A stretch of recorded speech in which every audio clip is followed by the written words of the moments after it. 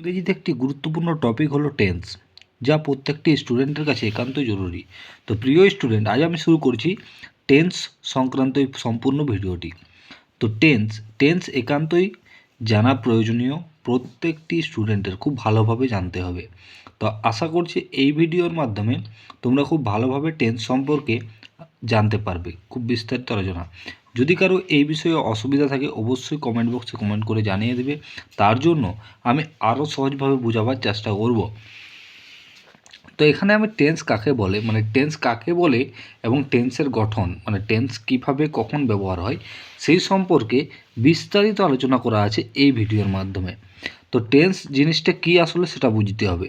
কি কোন কাজ কখন ঘটছে বা কখন ঘটেছিল বা কখন ঘটবে, এই বিষয়গুলি সঠিকভাবে জানার জন্যই আমাদের টেন্স জানার প্রয়োজন। তাহলে কোন কাজটি কখন ঘটছে বা ঘটবে বা ঘটেছিল সেটা সঠিকভাবে জানতে হলে কিন্তু আমাদের টেন্সটা ভালোভাবে জানতে হবে।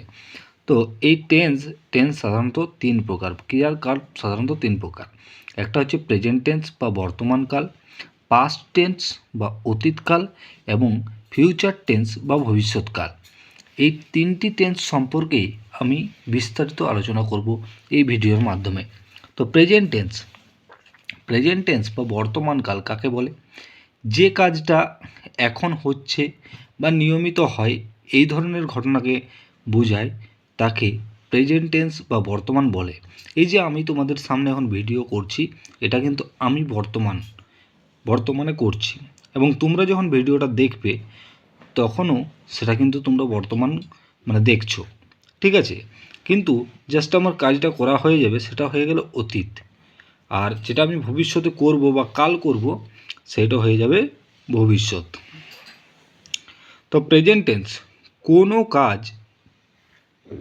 এখন ঘটছে বা নিয়মিত ঘটে বা এইমাত্র ঘটেছে এমন বোঝালে প্রেজেন্ট টেন্স হয়।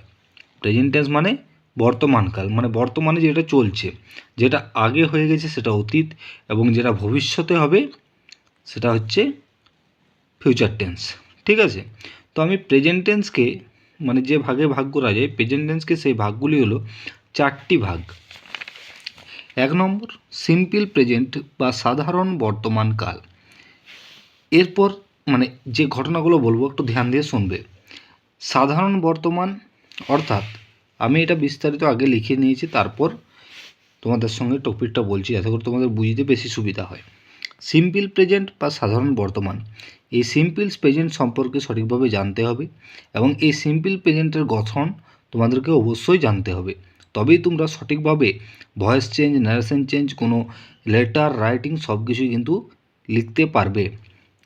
তো যে সমস্ত ঘটনা আমাদের চারপাশে নিয়মিত ঘটে চলেছে বা ঘটে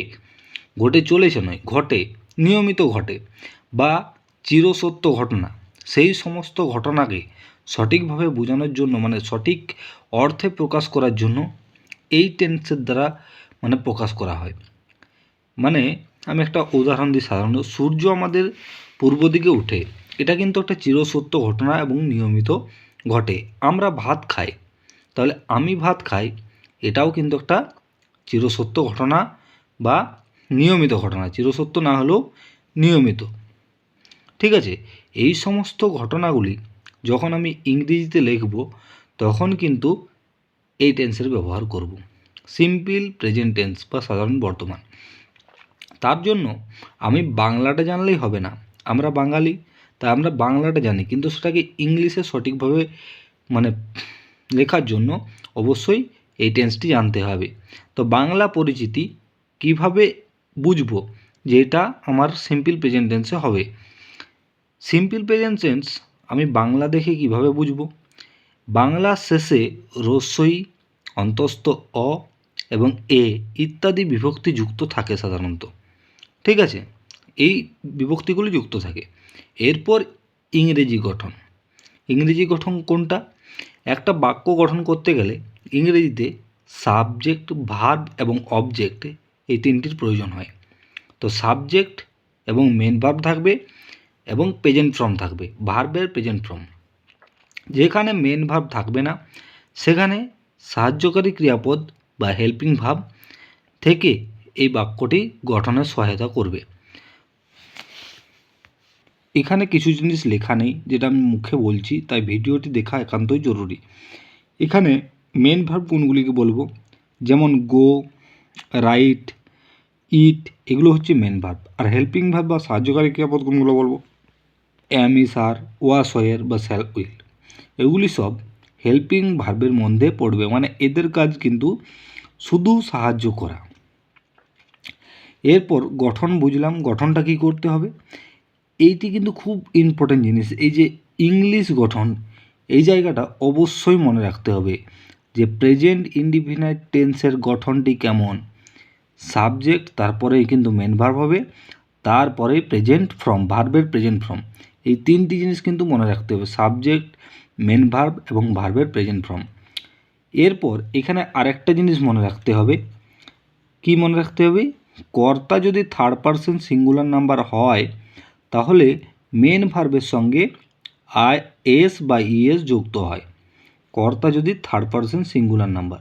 এরপর থার্ড পারসন কোনগুলো বুঝবো, আই উই হচ্ছে ফার্স্ট পারসন, সেকেন্ড পারসন হচ্ছে ইউ, এবং থার্ড পারসন আই ইউ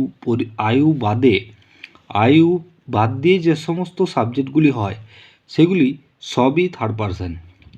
এরপর মনে রাখতে হবে থার্ড পারসন যদি প্লুরাল নাম্বার হয়, যেমন দে, আই উই ইউ এর পরিবর্তে দে রয়েছে, দেটা কি প্লুরাল ফর্ম, তাহলে কী হবে, দে এর পরে আর বসবে। সাধারণত এই টেন্সে আয়ের পরে অ্যাম বসে এবং উই এর পরে আর বসে, উই আর, এবং ইউ এর পরেও আর বসে। আর কোথায় আর বসে, দে এর পরে আর বসে, দে আর, এরকম হয়। হি, সি বা অন্য কোনো কর্তা হলে সাহায্যকারী ক্রিয়াপদ হিসাবে ইস বসে এই টেন্সে, ঠিক আছে।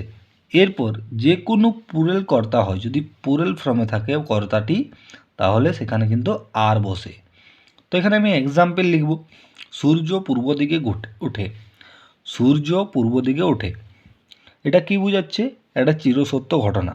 অর্থাৎ বাংলাটা দেখে আমাকে বুঝতে হবে যে এটা প্রেজেন্ট ইনডিফিনাইট টেন্সে হবে বা সিম্পল প্রেজেন্ট, ঠিক আছে, এটাকে বলে প্রেজেন্ট ইনডিফিনাইট বা সিম্পল প্রেজেন্ট টেন্স।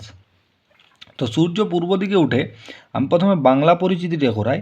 বাংলা পরিচিতিতে কি বললাম, সূর্য পূর্ব দিকে ওঠে যদি ক্রিয়াপদের শেষে এ, অন্তস্থ অ অথবা রস্বই ইত্যাদি বিভক্তি যুক্ত থাকে, তাহলে এটা কি হলো, সূর্য পূর্ব দিকে ওঠে এ বিভক্তি যুক্ত আছে। তাহলে এটার সাহায্যে আমি কি বুঝলাম, যে এটা প্রেজেন্ট ইনডিফিনাইট বা সিম্পল প্রেজেন্ট টেন্স। তাহলে এটার ইংরেজি কি হবে, the sun rises in the east. আমি এর আগে বললাম যে যদি কর্তা থার্ড পারসন সিঙ্গুলার নাম্বার হয় তাহলে ভার্বের সঙ্গে এস অথবা ইএস যুক্ত হয়।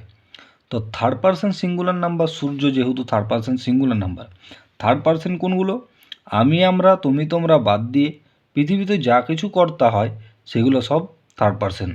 যেমন এক্ষেত্রে সূর্য হচ্ছে থার্ড পারসন সিঙ্গুলার নাম্বার, সূর্য একটি, এবং আমি, আমরা, তুমি, তোমরার পরিবর্তে, মানে আমি, আমরা, তুমি, তোমরার মধ্যে পড়ছে না সূর্যটা, আমি, আমরা এবং তুমি, ইউ, আই উই ইউ, এর মধ্যে সূর্যটা আসছে না। তাই সূর্যের যে মেন ভার্ব ছিল তার সঙ্গে কি হলো, এস অথবা ইএস যোগ হলো, এবং এটা যেহেতু একটা চিরসত্য ঘটনা তাই এটা প্রেজেন্ট ইনডিফিনাইট টেন্স বা সিম্পল প্রেজেন্ট টেন্সে হলো, ঠিক আছে। এরপর সেটার গঠন কেমন, দ্য সান মানে সূর্য, সাবজেক্ট। এরপর কি হচ্ছে, মেন ভার্বের প্রেজেন্ট ফর্ম, রাইস, রাইস আর আই এসি, রাইসের সঙ্গে এস যোগ হয়েছে, ইন দ্য ইস্ট। সে বিদ্যালয়ে যায়, সে, তার ইংরেজি হচ্ছে হি, হি গো টু স্কুল হতে পারতো, কিন্তু যেহেতু হিটা হচ্ছে থার্ড পারসন সিঙ্গুলার নাম্বার, অর্থাৎ আমি, আমরা এবং তুমি, তোমরা, এইটার পরিবর্তে আই উই এবং ইউ এর পরিবর্তে অন্য কোনো প্রোনাউন বসেছে, আই উই ইউ এ বাদ দিয়ে কি বসেছে, হি বসেছে, হি হচ্ছে থার্ড পারসন সিঙ্গুলার নাম্বার, তার জন্য গোয়ের সঙ্গে কি যুক্ত হয়েছে, ই এস যুক্ত হয়েছে, গোস। কারণ আমি আগেই লিখিয়েছি যে কর্তা যদি থার্ড পারসন সিঙ্গুলার নাম্বার হয় তাহলে কি হয়, এস বা ইএস যোগ হয় কার সঙ্গে, ভার্বের সঙ্গে। তো এখানে এস বা ইএস ওই কারণেই যুক্ত হয়েছে। তারা গরিব, দে আর পুয়ার। আমি ভাত খাই, আই ইট রাইস।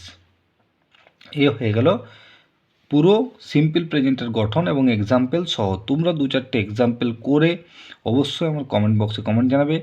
আর যে হোয়াটসঅ্যাপ লিঙ্ক দেওয়া আছে সেই লিঙ্কে ক্লিক করে হোয়াটসঅ্যাপে আমাকে মেসেজ করতে পারো।